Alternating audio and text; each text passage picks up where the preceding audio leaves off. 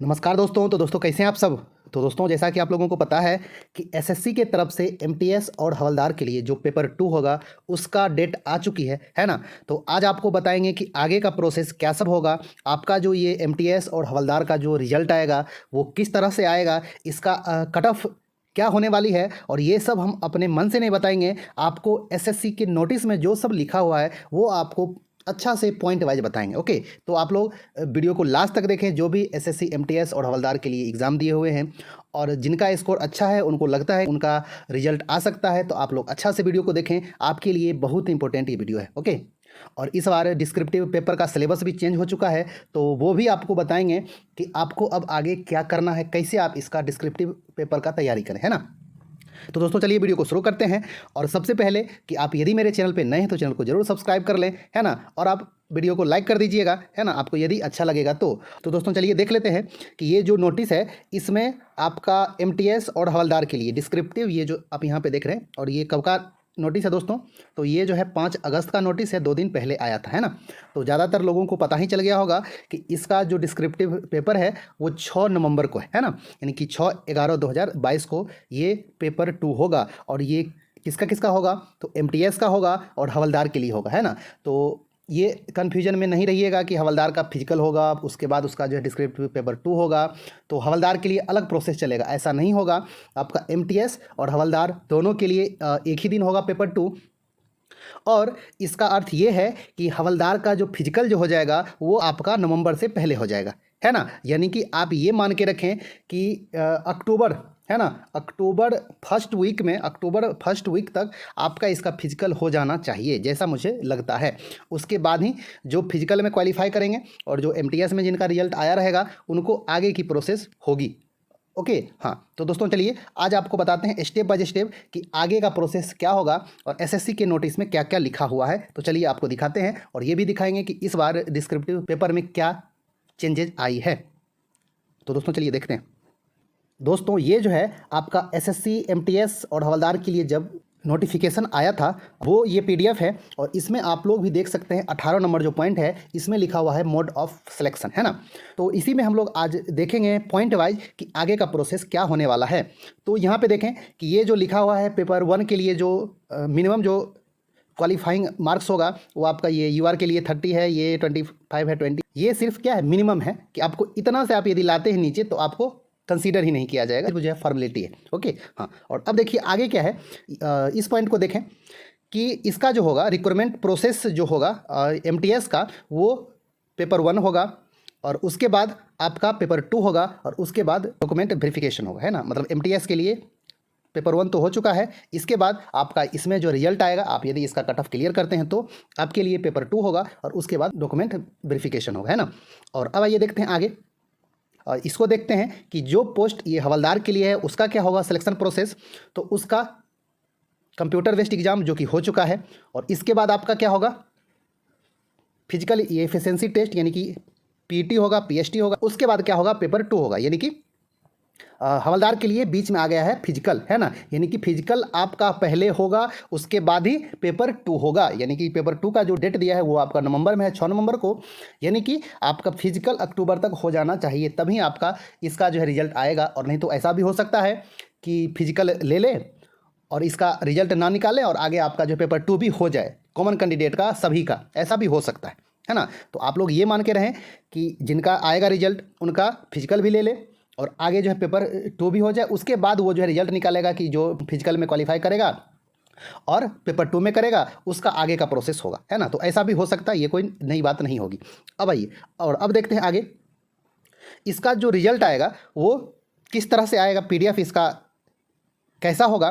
तो आपका सबसे पहले एमटीएस के लिए 2 एज ग्रुप का रहता है पीडीएफ, अभी भी रहता है, आपका आगे भी आएगा, इसमें भी आएगा 18 से 25 और 18 से 27 के लिए, है ना। आपका आप जो स्टेट प्रेफरेंस दिए होंगे उसके अकॉर्डिंग आप यदि किसी भी प्रेफरेंस का कट ऑफ आप यदि क्लियर करते हैं तो आपका रिजल्ट आ जाएगा। ये ज़रूरी नहीं है कि आपका मतलब होम स्टेट क्या है, आपका पहला प्रेफरेंस क्या है, ये कोई मायने नहीं रखेगा।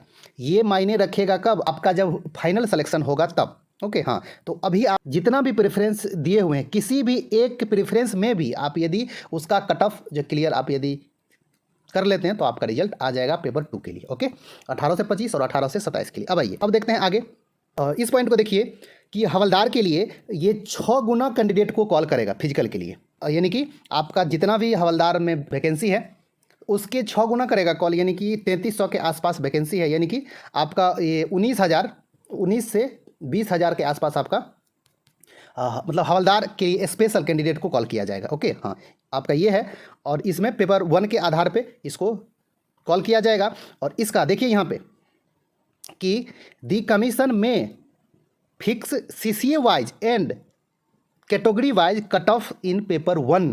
आपका जो हवलदार का जो रिजल्ट आएगा वो CCA वाइज, यानी कि आप लोग देखे होंगे कि अलग अलग जो है आपको CCA के लिए प्रेफरेंस मतलब आया था कि CCS यहाँ मतलब ये हर एक स्टेट में 1-2 आपका अलग अलग था CCA, है ना। तो ऐसा होगा कि CCA के लिए भी अलग अलग आपका कट ऑफ रहेगा। समझ में आ गया ना। हाँ, तो आप लोग इस बात को अच्छा से ध्यान दीजिएगा। कोई ऐसे भी होंगे जो एक ही जो है CCA प्रेफरेंस में देख के छोड़ दिए होंगे। तो आप यदि इस CCA के कट ऑफ को क्लियर कीजिएगा तभी आपका हवलदार में रिजल्ट आएगा, वरना नहीं आएगा। जो सभी के सभी CCA को और हवलदार के लिए जितने भी पोस्ट थे, प्रेफरेंस थे, सभी दिए होंगे तो उनका चांस ज़्यादा रहेगा, है ना। तो दोस्तों एक बात तो अच्छा से क्लियर हो गया कि हवलदार का जो रिजल्ट आएगा वो CCA वाइज आएगा और उसके बाद उसमें जो कैटेगरी वाइज तो रहेगा ही, जनरल के लिए इतना है, OBC के लिए इतना है, SC ST के लिए इतना इतना कट ऑफ है, वो तो रहता ही है, लेकिन CCA वाइज कट ऑफ आएगा। ओके, हाँ, तो आपका जो है ये भी बहुत ही ज़्यादा इंपॉर्टेंट हो गया। जो ज़्यादा CCA अप्लाई किए होंगे, प्रेफरेंस दिए होंगे, उनके लिए आपका चांस अधिक रहेगा सिलेक्शन होने का। ओके, और इस बार तो MTS में ज़्यादा वैकेंसी भी नहीं है, पिछले बार से भी कम है, तो हो सके तो इस बार MTS का आपका जो कट ऑफ ज़्यादा रहेगा। बहुत सारे स्टूडेंट ऐसे भी होंगे जो हवलदार का प्रेफरेंस ही नहीं दिए होंगे, है ना, और जो हवलदार का प्रेफरेंस दिए होंगे उनके लिए चांस ज़्यादा रहेगा। ओके, हाँ, तो आप लोग यदि हवलदार का प्रेफरेंस दिए हैं और आपका स्कोर अच्छा रहा है तो आप लोग फिजिकल का तैयारी करना स्टार्ट कर दें, आपके लिए अच्छा खासा चांस रहेगा। और MTS से हवलदार का कट ऑफ डेफिनेटली कम रहेगा, ये 100% आपको कह रहे हैं। ओके, हाँ, तो आप लोग ये हवलदार का फिजिकल का तैयारी अच्छे से करें। ओके, हाँ, और अब देखें यहाँ पे इस पॉइंट को, ये आपका क्या है कि there will be 2 separate list of candidate for the post of MTS and हवलदार, है ना। आपका इसमें कह रहा है कि MTS के लिए अलग से रहेगा रिजल्ट और हवलदार के लिए अलग से रहेगा रिजल्ट, है ना। 18 से 25 के लिए रहेगा, 18 से 27 के लिए रहेगा रिजल्ट, और उसके बाद स्पेशल आपका ये हवलदार के लिए रहेगा रिजल्ट। ये तो 3 PDF हो गया, और एक PDF और रहेगा, यहाँ पे देखिए, therefore common candidate may get shortlisted for the post of MTS and हवलदार। जो ऐसा भी कैंडिडेट होगा जिसका रिजल्ट MTS और हवलदार दोनों में रहेगा, है ना, उसका एक PDF और होगा, है ना। जो कॉमन कैंडिडेट होगा उसका MTS में भी रिजल्ट होगा और हवलदार में भी रिजल्ट होगा, उसका एक PDF रहेगा, तो उसके लिए 2-2 चांस रहेगा। समझ में आ गया। MTS के लिए ओनली वाला का अलग रहेगा, हवलदार के लिए ओनली जिसका रिजल्ट रहेगा उसका अलग रहेगा, और जिसका दोनों में रहेगा रिजल्ट उसका एक PDF रहेगा, कॉमन PDF रहेगा। यानी कि इस PDF में जिसका भी नाम रहेगा उसके हाथ में 2-2 लड्डू रहेगा, उसके लिए MTS का भी चांस रहेगा और हवलदार के लिए भी चांस रहेगा। समझ में आ गया।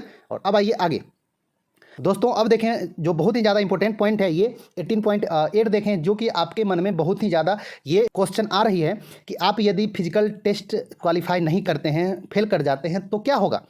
यहाँ पे देखें, the candidates who fail to qualify PET PhD will not be consider for the post of हवलदार। आप यदि फिजिकल क्वालिफाई नहीं करते हैं, फेल कर जाते हैं, तो आपको हवलदार के लिए कंसीडर नहीं किया जाएगा। हाउएवर, हालांकि if the candidate is also shortlisted for the post of MTS, his candidature will remain valid for the post of MTS। यानी कि आप यदि MTS के लिए आपका रिजल्ट रहता है तो फिर आपको पूरे जो है कंपटीशन से बाहर नहीं कर दिया जाएगा।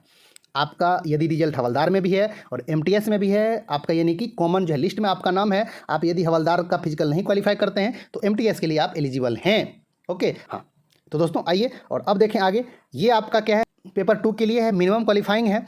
जनरल के लिए आपका 40%, और इसके अलावा जो भी अदर कैटेगरी है उसके लिए 35% मिनिमम स्कोर आना चाहिए। लेकिन ये आपका क्या है, इतना आप सिर्फ जो है ला लें तो आप पास कर जाएंगे, ऐसा अब नहीं है। ये आपका क्या है, मिनिमम है, इतना आपको लाना ही होगा। आप यदि इतना नहीं लाते हैं तो फिर आप कंपटीशन से बाहर हो गए, है ना। लेकिन अभी जो कट ऑफ जा रहा है दोस्तों, वो स्टेट वाइज अलग अलग जा रहा है, प्रेफरेंस वाइज अलग अलग जा रहा है कट ऑफ। किसी किसी का 50 में 40 भी कट ऑफ जा रहा है, यानी कि 80% जा रहा है कट ऑफ, है ना, पेपर 2 का। तो अभी क्या हो रहा है, पेपर 2 का भी अलग अलग दे रहा है कट ऑफ। आप यदि आपका स्कोर पेपर 1 में क्या है 90 स्कोर है आपका, अच्छा खासा स्कोर है, लेकिन पेपर 2 आप यदि किसी भी स्टेट का क्वालिफाई नहीं कर पाते हैं तो फिर आपका रिजल्ट नहीं आएगा, है ना। और आप यदि मान लीजिए कि एक ही स्टेट का प्रेफरेंस दिए हैं, ओनली वन, और इसका जो है पेपर 1 का तो आप जो कट ऑफ क्लियर कर चुके हैं, पेपर 2 का इसका जो कट ऑफ गया है कितना 40, 50 में 40 नंबर। आप यदि नहीं लाते हैं 40 तो फिर आप जो गए काम से, समझ में आ गया ना। तो इसलिए पेपर 2 भी इम्पोर्टेंट है, आपको उसमें भी अच्छा खासा स्कोर लाना होगा। सिर्फ ये जो है 40% पे आप ध्यान ना दें, ये 40% यानी कि आपको जो 50 में 20 नंबर लाना है, इस पर आप ध्यान ना दें। ओके, हाँ दोस्तों, आइए अब आपको बताते हैं कि पेपर 2 जो आपका होगा उसका इस बार सिलेबस क्या है और इस बार क्या चेंजेज आई है। आइए आपको जल्दी से दिखा देते हैं। दोस्तों आप लोग अच्छा से देख लें कि पेपर 2 का क्या सिलेबस है। तो दोस्तों इस बार जो है पेपर 2 का जो सिलेबस है वो आपको एसे एंड लेटर दोनों आपको इस बार लिखना पड़ेगा, और अलग अलग दोनों का 25-25 नंबर है। पहले क्या था कि आपका 50 नंबर का होता था और इसमें आपको आधा घंटा का टाइम दिया जाता था, और आपके पास ये ऑप्शन था कि दोनों में से कोई एक आप जो है लिख सकते हैं, दोनों लिखना ज़रूरी नहीं था, है ना। लेकिन इस बार क्या कर दिया गया है, आपको अलग अलग कर दिया गया है। शॉर्ट ऐसे भी लिखना पड़ेगा और आपको लेटर भी लिखना पड़ेगा, वो आप इंग्लिश में लिखें या फिर हिंदी में लिखें। 8वीं अनुसूची में जितना भी भाषा है उसमें आप आसानी से लिख सकते हैं, कोई दिक्कत नहीं है। इंग्लिश में ही लिखना आवश्यक नहीं है। ओके, समझ में आ गया। हाँ, और इस बार ये आपका है कि दोनों अलग अलग है 25-25 जो नंबर का, तो आपको दोनों पे ध्यान अच्छा से देना होगा, है ना। अब ये नहीं है कंपलसरी कि आपको दोनों में क्वालिफाई करना है, दोनों मिला के आपका 50 नंबर है और इसी 50 नंबर पे आपका कट ऑफ तैयार होगा। मान लीजिए कि किसी में आपका ज़्यादा आ गया, किसी में कम आया तो भी चलेगा, कोई दिक्कत नहीं। लेकिन आप लोग इस तरह से तैयारी करें कि इसमें 50 में 40 नंबर तक आप लोग अच्छा से ला लें, क्योंकि आप लोग देखिएगा 2020 का जो आया है रिजल्ट, अधिकतर स्टेट का जो कट ऑफ गया है वो आपका 30 नंबर, 35 नंबर, 40 नंबर तक गया है कट ऑफ। ओके, हाँ, तो आपको इसका भी कट ऑफ उसमें क्वालिफाई करना होगा, है ना। तो आप लोग अच्छा से ये स्कोर इसमें आपको लाना होगा, इसको आप हल्के में ना लें।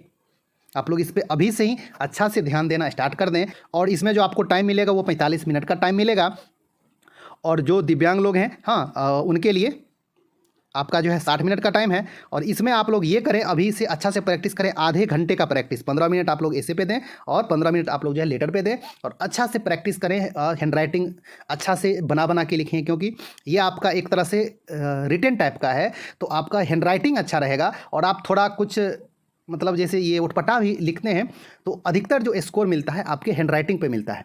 आप अच्छा लिखे, आपका जो कंटेंट बहुत ही अच्छा है आपका, लेकिन हैंड राइटिंग क्या है, आप एकदम जगह पचा के लिख दिए हैं तो फिर आपको अच्छा खासा स्कोर एकदम नहीं मिलेगा।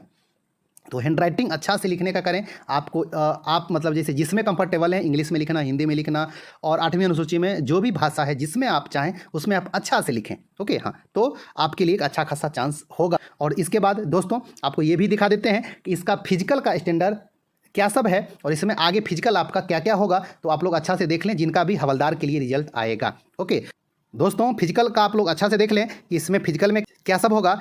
तो इसमें वॉकिंग होगा और साइकिलिंग होगा, है ना। इसमें आपका 2 चीज़ होगा। मेल के लिए 1600 मीटर का वॉकिंग करना पड़ेगा 15 मिनट में, और फीमेल के लिए 1 किलोमीटर का वॉकिंग करना पड़ेगा 20 मिनट में। और उसके बाद आपका साइकिलिंग भी है, मेल के लिए 8 किलोमीटर है आधा घंटा में, और फीमेल के लिए ये 3 किलोमीटर 25 मिनट में। यहाँ पे देखें, ये साइकिलिंग जो है DGPM में जिनका भी रिजल्ट आएगा उनके लिए ये साइकिलिंग आवश्यक नहीं है ना। तो आपको इस पोस्ट के लिए हवलदार का जो DGPM में जो पोस्ट है CBIC में, उसके लिए साइकिलिंग एप्लीकेबल नहीं है, उसमें आपका साइकिलिंग नहीं होगा, है ना।